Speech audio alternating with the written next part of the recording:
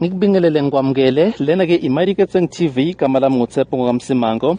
Namhlanje ke sokhuluma ke ngomdlalo weNedbank Cup last 16 la kuzodlala khona ke iHighlands Park neqembu leKaizer Chiefs. Siqala ke sikhuluma ke ngalomdlalo indaba ke siqala ngazi ukuthi ke abaphathi beqembu leKaizer Chiefs kanye ke nomqeqeshi wabo Ernest Middendorp ababoni ke ngasulinye ngodaba luka Siphelele Ntshangase. Uyakhumbula ke ukuthi ke umqeqeshi weKaizer Chiefs ngaphambilini uye wabeka ke udaba lokuthi ke uNtshangase akekho kuma plans wakhe, kodwa ke abaphathi beqembu bona ke bathatha ke isinqumo sokuthi ke bamgcine lo mdlali eqenjini leKaizer Chiefs.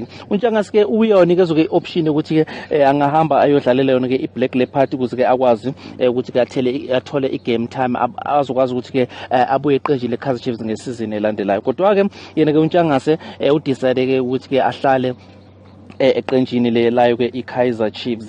Sabheke ke wona umdlalo weNedbank Cup weHighlands Park neKaizer Chiefs.